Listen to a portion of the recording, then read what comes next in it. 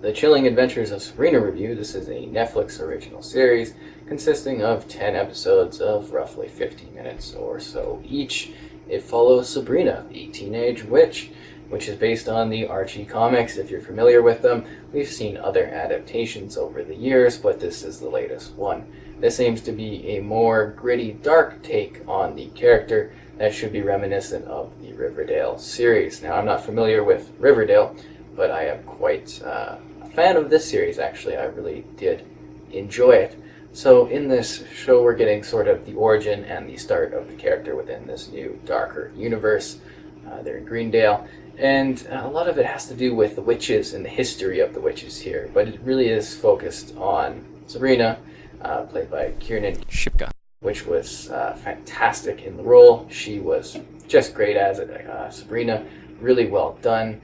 The right balance of sort of dark and serious when needed, but still someone that is, teenage in style. And that was really needed for the show because it kind of takes place when she is in high school, her high school friends, and she has this sort of choice between signing her sort of name / soul away into this dark book for the Dark Lord, and that sort of is the key focus. Every episode has its own sort of story arc to it, but there is a larger story going on throughout the entire series. Do my little story arc there. So yeah, every single one is separate, so you don't have to really binge it at once. You can watch individual episodes and you'll have no problem jumping back in.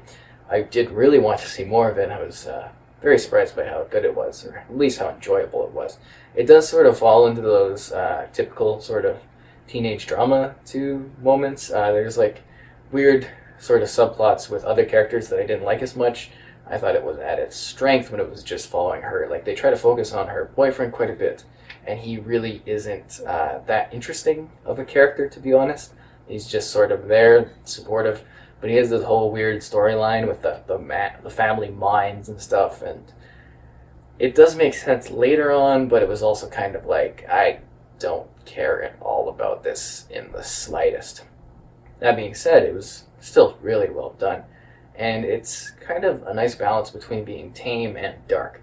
So it starts off more tame. The first 5 episodes, they have kind of an essence of, okay, this could be dark. Right off the bat, it's a little bit dark, but it sort of keeps it calm, very peachy. You're like, okay, this is a very, very tame thing.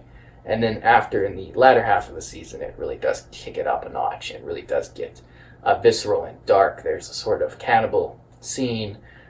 There's some really intense stabbing with gore and blood, and you really have to kind of give it a little bit of time to get into those darker moments, because it does need that initial sweet build-up, and a lot of this is a mix between, again, going to that teenage drama kind of style where it's a little bit more fun.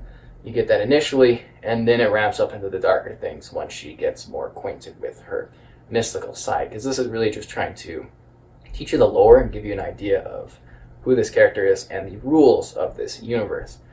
As they are witches, but there's certain elements that they have to deal with in regards to dealing with humans, like the mortals, and with other witches too, because they're part of this coven, and there's this whole history with the group, and there's a certain chain of command, and you've got the Dark Lord involved as actually being like a key force in this situation. And it's very interesting how that sort of develops. You understand the concept of the familiar. Salem's in it. A lot of fun seeing them interact with their familiars, but it's not a huge focus. He's just kind of there, supporting at times when needed, and I thought they did a really good job with that character being introduced. The core family is great. Her aunts are fantastic, really well done. The casting is just top-notch for this overall production. I mean, the core family is just perfect. Ambrose is great too. A lot of fun with that character. Some really interesting storylines with that one, definitely. He's sort of in a situation where he's locked in this particular house due to, or at least the grounds of it, due to his past actions, and that kind of plays over the storyline, like the general narrative of the season, so I thought that was really cool. Of course, there are like these twisted sort of sisters that come into play. There's the school friends, and they seem to have sort of connections and backstories to the witches in the town. Everyone seems to in the entire overall thing, but it does focus on a number of key people. And it'll be interesting to see if that develops further in later seasons, because it really just kind of touches upon the Dark Academy. It really does, show you the key players involved, as opposed to being too big in terms of scope. So it does keep it kind of intimate in that regard. They have really good sets. Shots were really beautiful. It's dark. It can get terrifying. Not like scary, but where it's got those darker themes to it, more adult themes to it, as it progresses, as I was mentioning in the latter half of the season. But it still has those like sort of sweet moments and teenager focused drama kind of things. I thought some of the storylines were a little silly. There's like a whole court and law sort of setup and situation, which is a bit weird. Some of the side stories are a bit odd for the characters, but I think they're going to pay off more, as this is really just an establishing season. For this one, 10 episodes maybe wasn't enough. I thought the pacing was really good here, so it kind of moves along fast, but you're really just sort of setting up who the characters are and their connections to Sabrina. And I think once things kick off a bit more with the side characters getting more involved with the witch stuff, because she has to keep her witch stuff a secret to a degree. I mean, obviously with the Dark Academy that she's a part of, that's where you kind of learn and you go to school. It's similar to Hogwarts, but a little bit more messed up. But you're getting what I'm saying is, once things start to get unraveled a bit more and more players come into the picture in regards to understanding who exactly she is, because her mortal friends have no idea, I think you're going to start seeing some really crazy situations going on in the future. For now, it was really well done. I had a lot of fun with it. I would have liked the magical elements to be explained a bit more. You kind of get a sense for what they are, but the rules of them aren't exactly shown, because sometimes they're powerful, they're using their magic, and other times it's kind of like, maybe you should be using your magic in this situation, or it's like, oh, I'll show you something, and it's like, you didn't have to quite show them that, you could have just done like a parlor trick, just you think they would use it a bit more interestingly. That being said, there are some really cool sort of moments where they're doing ceremonies. They've got like the salt ring going on. They've got sort of like a necromancy kind of thing, and they have certain rules and magical things. I thought the coolest parts were actually when they were interacting with the darker spirits, because you do get to see some crazier sets going on and some more funkier situations. Some of their customs are quite fun, and it's nice to have something to parallel against this mystical side, because you do get her going through her regular day-to-day, and how they sort of set that up so that it's a situation that's allowed is kind of interesting. It makes sense.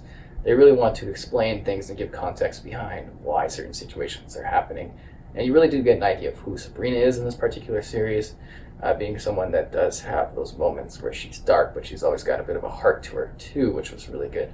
And I thought the actress did a good job of conveying that sort of 16 age, but still really mature and trying to figure things out while also still being someone that is entirely reckless and willing to do whatever. And perhaps she'll learn more in the future, and that will be her character development, is understanding you can't specifically do whatever you'd like to, even if you want to, because there will be certain consequences to those actions. And I think that's really starting to play out more towards the latter part of the season, when she does certain activities, because there is an overall plot in regards to allowing her to learn her abilities and powers over time, as that will factor into her sort of the prophecy around her or something like that. It's kind of more of a backstory that's, again, even to me, being like lightly spoken upon. They kind of keep teasing it just in the background with some of the darker characters that are involved in the narrative. Not everyone is front and center. Some of them are sort of background players, and they connect well to each other. So it's really neat. It should feel, I'm guessing, similar to Riverdale in terms of being sort of a little overly dramatic at times, but still fun. Overall, I did really enjoy it. I thought it was really good. I might be rating it a little higher than I should, but I'm going to go with 8.4 out of 10.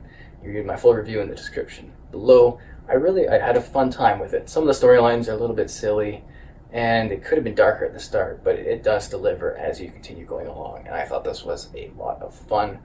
And I thought they did a good job explaining the universe and giving us a concept of who these characters are, even some of the adults in our life, her aunts and Ambrose. So you do get character development for multiple people, but the best moments are when you're with Sabrina, and with like Salem involved too. It's a lot of fun, but I really do like when she interacts with the darker side of things. I'm very interested to see where the story goes in the future, in the next set of episodes, maybe next seasons.